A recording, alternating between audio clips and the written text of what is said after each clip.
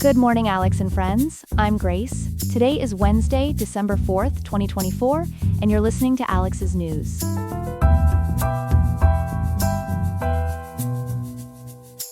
The weather in Riverside will reach a mild high of 71.2 degrees today, with temperatures dipping to a cool 52.4 degrees. Coming up, we'll examine China's recent mineral export restrictions and their potential impact on worldwide technology production. Then, we'll share the tragic story of a California educator's deadly interaction with a bat in their classroom. Finally, we'll explore how a major business scandal has been transformed into a viral trend among young social media users.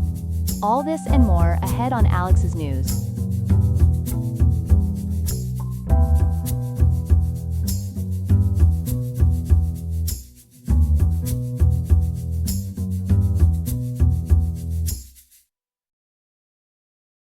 We begin this morning with a developing story about China's expanding export restrictions on critical minerals. Joining us to break down this complex situation is our international trade correspondent, Ethan Chen. Ethan, what can you tell us about these new restrictions? Thanks, Grace. According to the New York Times, China has just implemented what analysts are calling the most comprehensive ban yet on crucial minerals and materials to the United States. This marks a significant escalation in the ongoing tech trade war between the two nations. Can you help our viewers understand exactly which materials are affected by this ban? Certainly. The South China Morning Post reports that the ban primarily affects 5 key materials: gallium, germanium, antimony, graphite, and what are known as super-hard materials. To put this in perspective, China currently controls between 94 to 98% of global gallium production and about 90% of global graphite refinement. Those are striking numbers, Ethan. What's driving China's decision to implement these restrictions now? According to The Guardian, this move is largely retaliatory. China's Commerce Ministry cited national security concerns, but it's really a response to recent U.S. actions, including the Commerce Department's expansion of export controls on chip-making equipment and the blacklisting of roughly 140 Chinese entities. What impact are we already seeing from these restrictions? The numbers are quite dramatic, Grace. Trade data shows no shipments of germanium or gallium to the U.S. through October 2024. Perhaps most striking is that antimony product shipments have plunged by 97% from September to October alone. We're also seeing antimony trioxide prices skyrocket. They're up 228% since January, now sitting at $39,000 per metric ton. And what industries are most likely to feel the effects of these restrictions?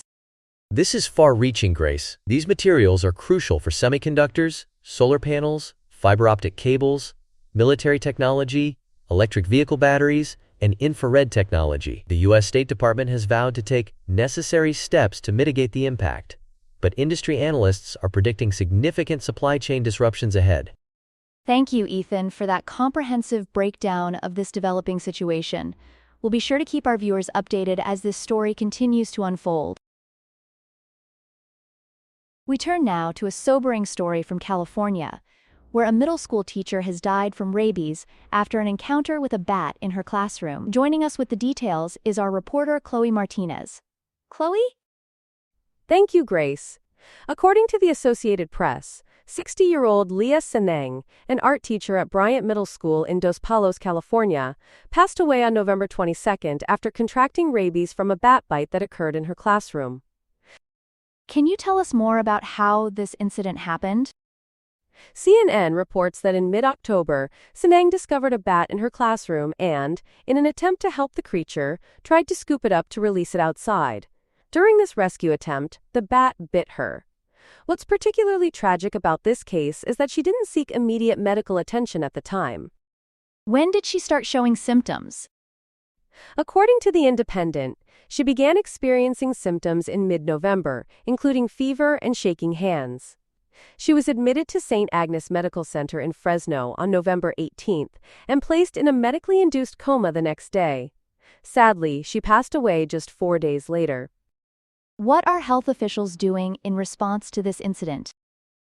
The California Department of Public Health and Merced County health officials have confirmed the rabies exposure and have initiated contact tracing with all healthcare workers who cared for Seneng. This is particularly important as rabies cases are extremely rare in the United States. Fewer than 10 people die annually from the disease. What should our viewers know about rabies prevention? Health officials emphasize that while less than 1% of bats carry rabies, it's crucial to seek immediate medical attention after any wildlife encounter, especially with bats. Their bites can be very small and often go unnoticed, but the disease is almost always fatal if not treated promptly with post-exposure prophylaxis.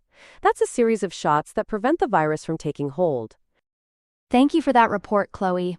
A tragic reminder about the importance of taking wildlife encounters seriously. Here are some other headlines. In France, Prime Minister Michel Barnier's minority government faces potential collapse as opposition parties prepare for a no-confidence vote following his controversial use of Article 49.3 to push through a contested social security budget without parliamentary approval. Hamas and Fatah have reached a preliminary agreement on post-war Gaza governance, agreeing to form a committee of 12 to 15 politically independent technocrats who will report to the Palestinian Authority and oversee humanitarian aid distribution and reconstruction efforts. South Korean President Yoon Suk Yeol's brief imposition of martial law was swiftly reversed after unanimous parliamentary opposition, leading to impeachment proceedings. The 6-hour martial law period saw armed forces surrounding parliament before being forced to stand down. Abu Mohammed al-Golani, leader of Syria's Hayat Tahrir al-Sham militant group, has launched a significant offensive alongside Turkish-backed forces, gaining control of Syria's largest city and challenging President Assad's authority. In music news, Taylor Swift has been crowned Spotify's most streamed artist of 2024, with over 26.6 billion streams. Her album, The Tortured Poets Department, broke multiple platform records, including becoming the most pre-saved album in Spotify history. Women artists dominated the platform's top albums list, securing 8 of the top 10 positions. And now for our third and final story this morning. A controversial announcement is stirring up emotions in Houston, as a company claiming to be Enron declared its return exactly 23 years after its historic collapse. With more on this story, we turn to our business correspondent Ethan Parker. Ethan, what can you tell us about this supposed comeback? Well, Grace, according to AP News, on December 2nd, what appeared to be Enron announced its relaunch through multiple channels, including a billboard in Houston, social media videos, and even a full-page ad in the Houston Chronicle. However, this isn't quite what it seems. Can you remind our viewers about Enron's original downfall and why this announcement is causing such a stir? Certainly. As reported by U.S. News and World Report, Enron was once the 7th largest company in America before its catastrophic collapse in 2001. The company's downfall, caused by massive accounting fraud and hidden debt, resulted in over 5,000 people losing their jobs and more than $2 billion in employee pensions vanishing overnight. And what about the executives responsible for this collapse? According to Yahoo Finance, several executives faced criminal charges, including former CEO Jeffrey Skilling, who served 12 years in prison. He was released in 2019 after his original 24-year sentence was reduced to 14 years in a 2013 deal that included forfeiting $42 million for victim compensation.